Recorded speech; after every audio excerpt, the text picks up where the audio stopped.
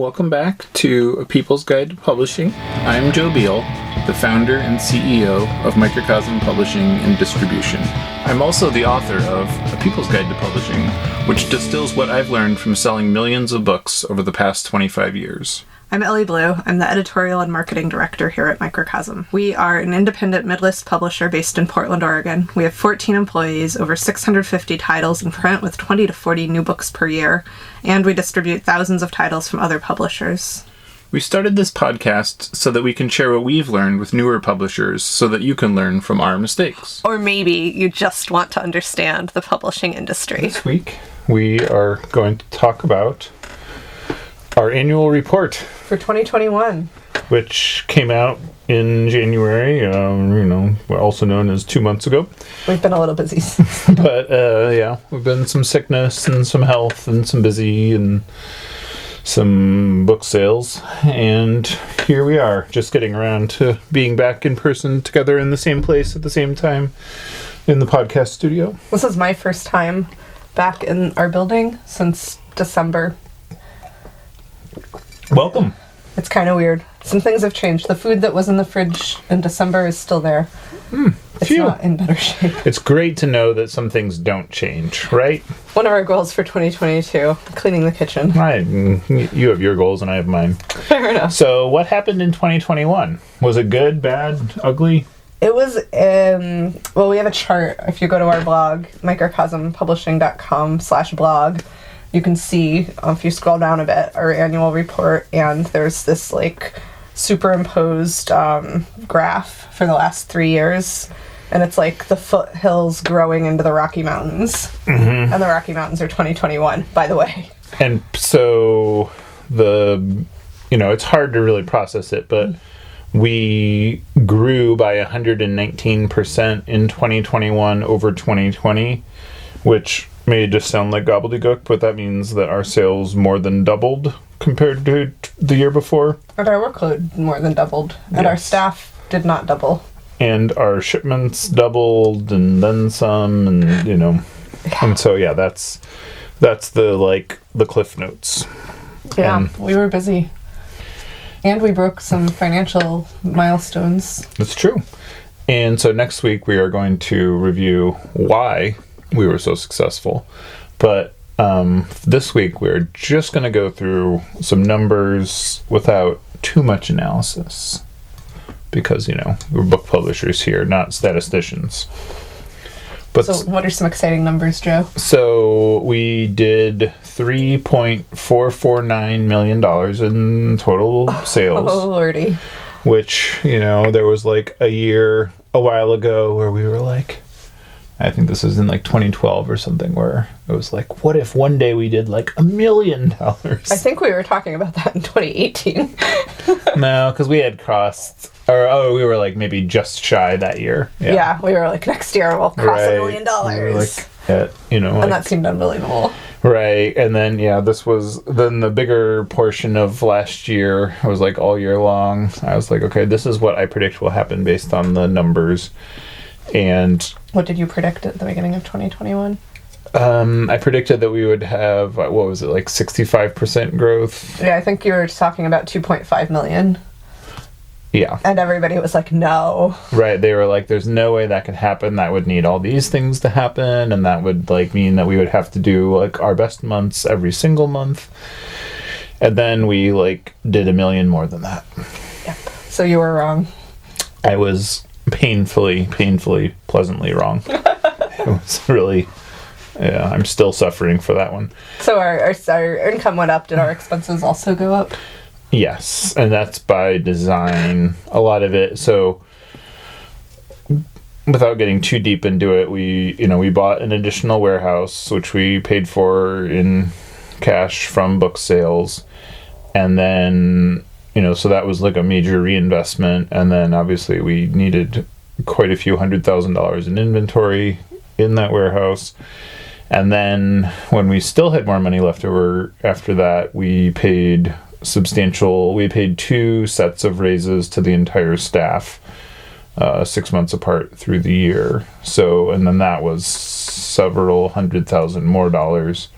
So that was how we took care of our budget surplus. Right. It's profit sharing. And then we added 10 additional staff and also to put in that warehouse and, throughout, just to kind of like shore up the understaffed departments, which probably would all still tell you that they're understaffed. Yes. It's true. Perhaps rightfully.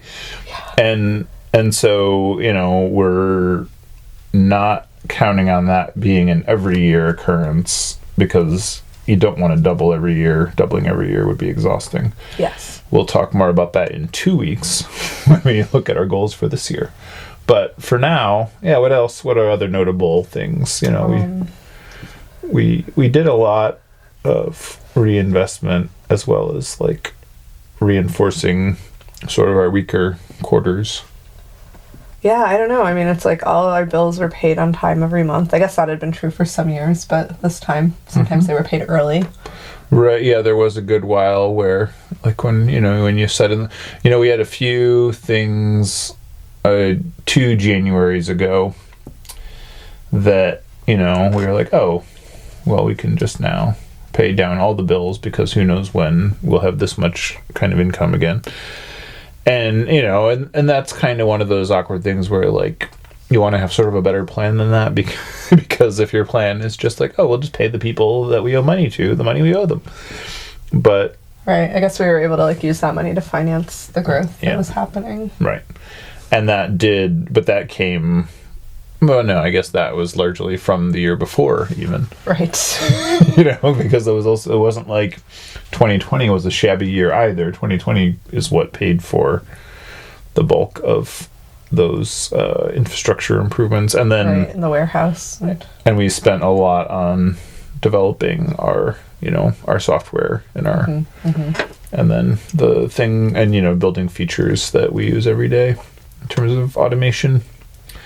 But, in summary, it's like, we publish all of our numbers every year for transparency reasons. I can't remember. I think it was because, it's like, it's murky. The laws of being a legal nonprofit are complicated and don't necessarily, like it has its own set of problems with being a nonprofit. Like it's not quite what you would think, and there's a lot of moving money around in ways that I believe are unethical implicit to that model.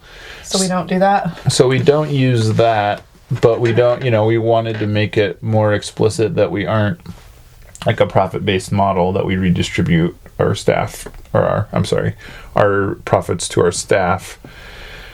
And it was a little complicated to have so this is sort of what we settled upon, was this idea of okay, we'll publish our finances like a nonprofit has to, and we'll, and then, that level of transparency obviously operates on, showing, and, to show that we are doing the thing that we say that we'll do, which is... I feel like what more nonprofits should be stuck in. But then you learn more about accounting, and then you learn about what certain people's wages are. And we have a fairly flat wage structure too, I think, is something that should be highlighted. Yeah, there's I don't even know, a $9 an hour difference between the lowest paid and the highest paid. And that's more than... It used to be much less, actually. Right. Yeah, I was saying there used to be a $3 or $4 spread, but now it's more we're trying to move everybody up from the bottom rather than keeping the top down. So part of that is creating that motion. But so that's you can see it all if you want, and it has the non-spoiler is. It shows you our top 20 titles. It shows you what we spent money on and how much, and things like that. And then it shows you units and dollars, which if you're into publishing, can be kind of fascinating. So we would love to see, I know a lot of publishers listen to this, or a lot of you listening to this are publishers. I don't actually know if a lot of people listen to this. But we would love to see more publishers do the same thing just by, publishing their finances, showing their hand a little bit. Like, I feel like it can only do our industry good to kind of stop keeping that stuff secret and start talking about how we can do it better. Yeah, and part of it was that, there's such little transparency in the industry that we wanted to show how things work, how the gears grind. Yeah, like what is actually hard, what it actually costs. Mm-hmm. And like what goes on and, where you should and maybe should not spend money. Thanks for joining us once again. Please send your questions to podcast@microcosmpublishing.com so we can answer them on future episodes. And please give us 5 stars on iTunes and everywhere else that podcasts are reviewed. You can find us on the internet at microcosm.pub. On Twitter at Microcosm. On Facebook at Microcosm Publishing. On Instagram at Microcosm_pub. And here in Portland, Oregon on North Williams Avenue. Thank you so much. Have a wonderful week.